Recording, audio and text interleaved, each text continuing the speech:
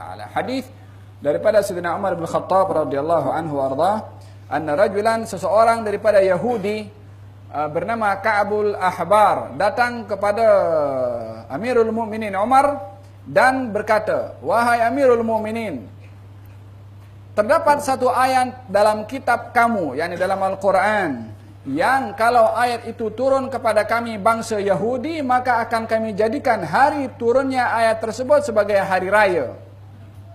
Hari turunnya ayat adalah dijadikan hari raya. Idan. Apakah arti Id? Hari raya. Al-Id, hari raya, dinamakan hari raya dengan sebutan Id, artinya Al-Aud. Al-Aud maknanya kembali. Oleh kerana hari raya itu berulang-ulang setiap tahun datang, maka hari itu dinamakan hari raya. Ka'bul Ahbar berkata, "Wahai Amirul Mukminin, ada satu ayat di dalam Al-Quran. Kalau ayat itu turun kepada kami bangsa Yahudi, kami akan jadikan hari turunnya ayat itu adalah hari raya. yakni hari itu, setiap datang, hari itu akan kami jadikan hari raya."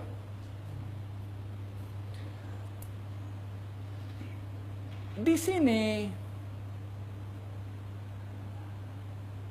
Amirul Mukminin Umar menjawab ayat apa itu? Diberitahukan, "Al-yawma akmaltu lakum dinakum wa atmamtu alaikum ni'mati wa raditu lakumul islama dina." Al-yawma akmaltu. Hari ini kusempurnakan untuk kamu agama kamu, yakni iman kamu. Disempurnakan maknanya daripada kekurangan, daripada kesederhanaan untuk disempurnakan. Al-iman. Kalau disempurnakan adanya tambahan. Maka dalam hal ini, ayat ini menyentuh tentang penambahan al-iman. Tajuk yang dibahas dalam bab ini adalah berkenaan dengan tambahan iman juga. Apa yang menarik daripada ayat ini atau hadis ini adalah Ka'bul Ahbar ingin menjadikan hari turunnya ayat sebagai hari raya, yakni hari bergembira.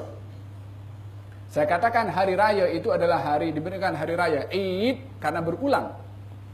Makanya dinamakan Id. Walihada doa Nabi Isa alaihi salam ketika diminta oleh Bani Israel, "Hal yastati'u rabbuka an yunazzila alaina ma'idatan minas sama'?" Wahai Isa, bolehkah Tuhanmu menurunkan untuk kami makanan daripada langit? Kemudian kata Nabi Isa menegur kepada mereka tentang soalan mereka itu yang tidak sopan.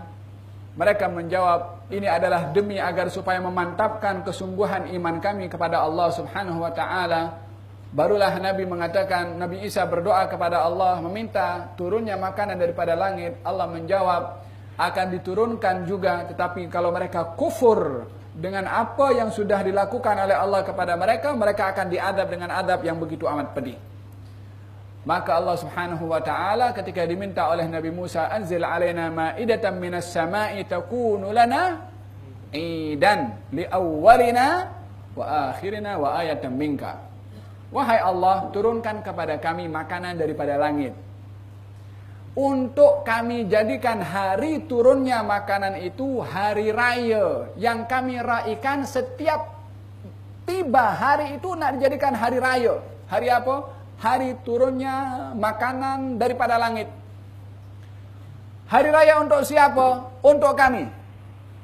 Wa akhirina, dan juga generasi setelah kami. Yani kami tak ada generasi setelah kami tetap akan merayakan hari raya. Hari raya apa? Hari raya turunnya makanan dari langit. Makanan turun daripada langit dijadikan hari raya. Lahirnya Rasulullah bukan hari raya. Mana lagi hebat makanan turun daripada langit dengan rahmatan lil alamin yang dihantarkan oleh Allah kepada kita. Hari yang amat besar bagi baginda Rasulullah sallallahu bagi kita dengan adanya Nabi Muhammad sallallahu alaihi wasallam. Walihada di dalam ayat tersebut adanya anjuran memperingati hari-hari kebesaran termasuk syariat zaman sebelum Rasulullah dan zaman Rasulullah sallallahu alaihi wasallam. Wa dzakirhum bi ayyamillah. Wahai Musa, ingatkan kepada kaum kamu untuk mengingati hari-hari besar Allah Subhanahu wa taala. Apa hari-hari besar Allah? Hari yang pada hari itu Allah tunjukkan keagungan kebesaran Allah dengan satu peristiwa yang besar. Apa itu? Diselamatkan Musa daripada kejaran Firaun. Bila mereka meraihkan hari tersebut bulan apa? Muharram. Ya kan? Tanggal berapa? Tanggal 10. Antara Nabi Musa dengan Rasulullah sallallahu alaihi wasallam berapa tahun? Lebih kurang hampir 3000 tahun. Ya. Lebih kurang. Bani Israel daripada zaman itu sampai zaman Rasulullah meraihkan puasa bulan Muharram. Subhanallah. Bukankah itu Yahudi mempunyai kalender sendiri? Iya kan? Siapa yang lebih dahulu, Rasulullah ataupun Yahudi? Yahudi lebih dulu zamannya. Mereka ada kalender sendiri.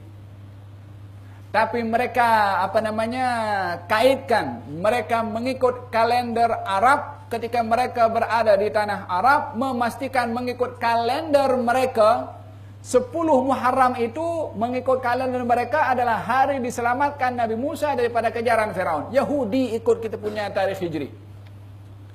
Kita umat Islam ikut tarikh orang lain. Iya kan? Nah, Yahudi berpuasa 10 Muharram. Di mana Yahudi berpuasa? Di Madinah. Di Madinah pada waktu itu tak ada kalender Yahudi, yang ada kalender Arab. Mereka ikut kalendernya orang Arab. Maka Rasulullah tanya, kenapa kamu berpuasa? Ini beritahu hari ini Allah selamatkan Nabi Musa daripada kejaran Firaun. Kata Nabi Muhammad, kami lebih berhak untuk berpuasa karena Allah selamatkan Nabi Musa berbandingkan kepada engkau. Engkau beriman kepada Nabi Musa tapi engkau dustakan Nabi Musa. Engkau tipu Nabi Musa. Engkau palsukan ayat-ayat yang Allah turunkan kepada Nabi Musa. Aku penyempurna ajaran dibawa oleh Nabi Musa. Saya lebih berhak untuk berpuasa. Nabi pun berpuasa. Sebab apa? Disebabkan oleh karena Allah selamatkan Nabi Musa. Kejadiannya ratusan ribuan tahun daripada Rasulullah SAW. Nabi meraihkan hari diselamatkannya Nabi Musa daripada kejaran Firaun. Bukankah patut kita mengingati peristiwa Isra dan Mi'raj?